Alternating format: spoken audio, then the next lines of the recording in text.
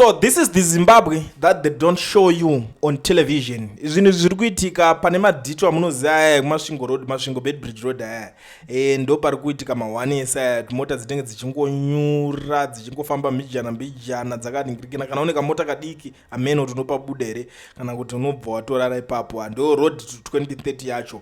Ndichipa ipapo pane imwewo futi iyo yanga yatonyura kumuzarabani kumbire road ukoko iyo mota yamuri kuona iyo ndeye ZANU PF ndo zvima off road zvacho izvozvo kurova kuti kuona zi off road richinyura mumadhaka umo rechitozita zvekupushwa kokuzoti Honda Fit inopa buda here. Ndo imwe yemibvunzo inenge iripo yekuti tichida kuti tionesane tisati tatanga kuratidzana nyaya dzimwe dziri kupisa dze2030, nyaya dzimwe dzadangagwa dzekunedza kuri kuita zvinhu. Gore netichaonerera yamakateerera kudai so panguva dzino muri yeZimbabwe ndo channel yenyu inonzi Kulian TV patinokupai ma-updates nhau nezvinhu zvakasiyana-siyana zvinenge zvichiitika munyika yekwedu. Kana tinge ndatouya kudai so ndinge ndine usongolongo hwekubatisana kuonesana zvinhu zvinenge zvichiitika munyika yekwedu. I will never give up. Ndogara ndichiuya ende ndogara ndichipromisa kuti I will never disappoint you guys kana dziri dzonyaya, especially nyaya zvinenge chekuita dzepaZimbabwe ipapapa. Nyaya yawiki inochibvayo takagara taonesana nezuro kuti it was more like a bribe paakabuditsa $2 million ne20 vehicles dzakaenda kuZimbabwe Defense Forces ndo vakapiwa $1 million ne10 Land Cruiser 300 series ayaya. ZRP ikapiwa 500,000 ne5 vehicles. ZPCS ndobva yapiwa 500,000 zvekare ne5 Land Cruiser.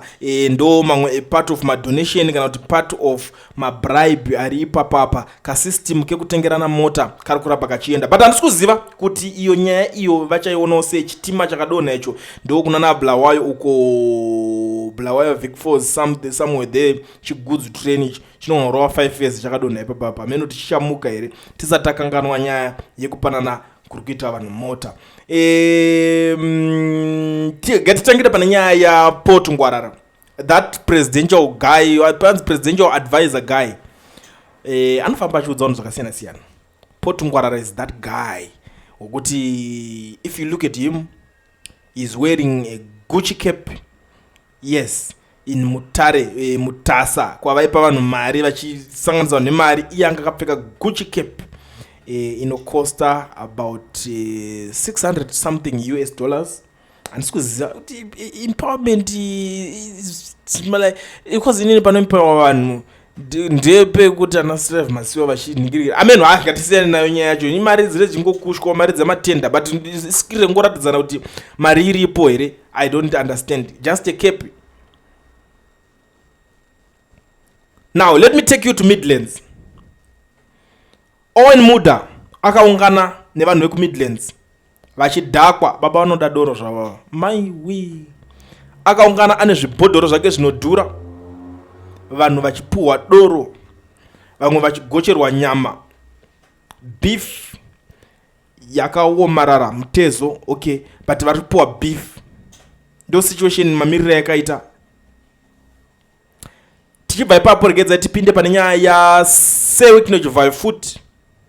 Finally, apa Oscar Babuka Toyota 4x4 aya ndo angoita sema GD6 aya, angoti GD6 waya, but iri 4x4 ne $10,000 on top of that. You know, it's something chekuti ini ndangofila ka relief ngoti but zvabva zvandifungisa zvinhu zvakawanda since ndiri munhu kuti kubva kudhara Oscar Babuka munhu kuti ndaingofarira ndizvinhu zvaaita, even maprograms ake the likes of an melting pot, achiuya achigara pasi nema-politicians achimabvunza ma-questions chaiwo, you know. Unenge wakura uchitoti vanawo muri kuinspireka. I still remember mudhara wangu waifarira Oscar Babuka zvekudaro. Achiti iwe imagine ari mwana wangu achibuda achitaura zvakadai so izvi. Imagine ari mwana wangu achiita zvinhu zvakadai so izvi because munhu ainge aifara program. So zvakazondorwadza kuti zonzoti the guy doesn't have anything to show. Anakana sent. Zvakatondishamisawo. what's that? Saka munozvifambisa sei kana munhu asina kana cent, munhu akaita sanhingirikini achinzi akachoboka? You get the point? So ndo manhingirikini avanenge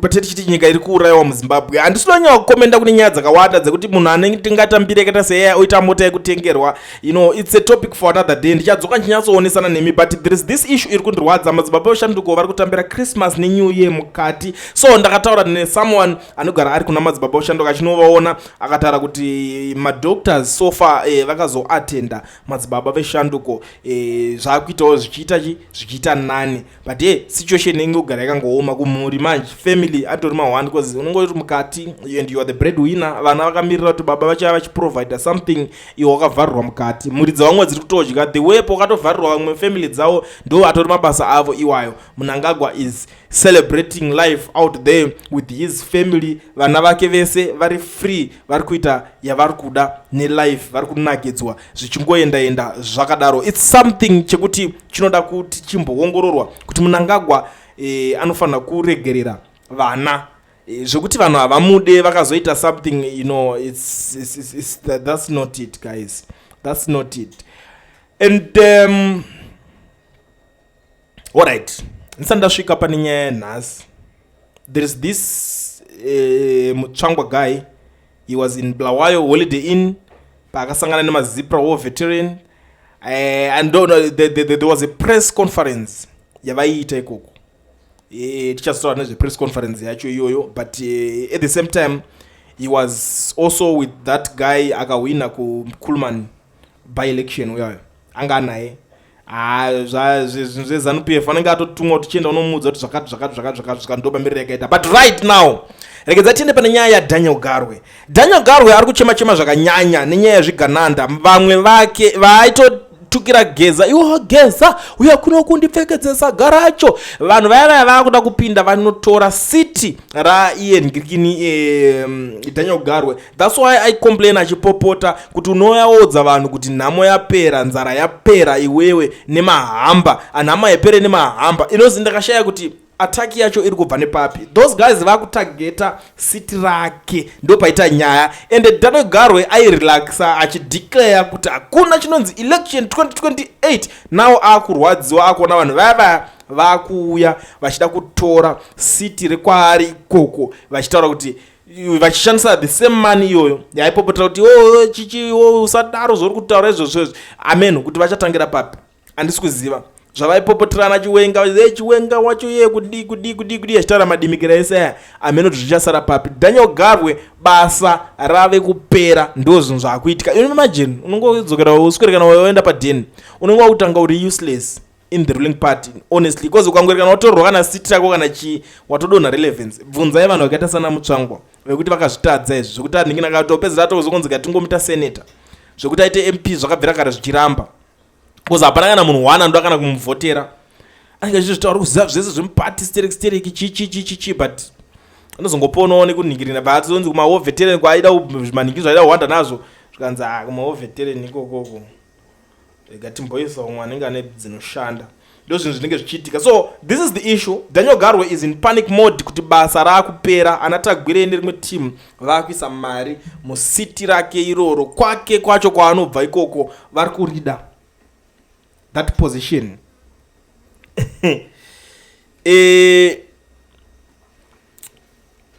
Kuna MP akaita accident futi kumasaidi ikoko, ndichazotaura nezvazvo futi, I will be back ndichitaura nezvazvo, but ndakambotaura nyaya yacho ndikati ukoona MP weZANU-PF kana wechi anenge aita accident akatargetwa, pane munhu anenge achida kunzi apfekerwe paposition iyo. So Daniel Garwe is aware of anything that is happening in ZANU-PF right now. He is aware of everything. Saka yese yakutotambika ari kutozviona kuti life yachoka haichadi kuti ndirarame zvandanga ndichingoita kubva kutara. yakumomesera zvinhu zvakuoma vakuri kuomeserana pachawo muZANU-PF. That's why anga achataka Gwire. That was the reason, and ndangoyo ndingokuonesai the reason why Daniel Garwe aiataka Gwire achiti usanyebere vanhu uchiti nhamo inopera remahamba chero mubhaibheri chamu zvinonzi varombo muchagara muinavo. Handisi kuziva kuti varombo vachaenda kune upi ari kuuya nemafudho hampers because this is Christmas already. Iye akutoda adhifitika. Garwe is broke. Garwe haana kana anything. Ukaona Garwe akutoningirina mahamba isedha pane munhu anenge amusponza kana kuti pane kunenge kwaita se kunenge kwatorwa mari iyoyo zvimwe zviya zviya of which type yevanhu vaya vasingagoni nyenyeta zvimwe zviya zviya anongoitawo zvake zveukopokopo hwake kune zvemastenzi since ari Minister of Local Government. But ndichazotaura nezvayo I will be back tichionesana kuti timbonyazoningirikina because pane imwe nyaya information iri bit sensitive bichana insandada lobudisa but ndichazotaura nezvayo. But ndisandaenda zvangu muri yeZimbabwe without wasting much of your time. Vanhu vese vari muSouth Africa vanodawo kuregisterwa makambani nekuvhurwa ma-FNB business account vasina ma-work permits kana ma-start permits mukana ndiwoyu. Pane kambani inonzi Education Research inotungamirirwa nana Mukoma Owen. Vanokuregistera kambani vokuvhurira FNB business account uri kwauri ikoko vari kwavari and aunide kutravela kuenda kwavari ikoko. So ndikuti chi contact them on the numbers that are showing on the screen.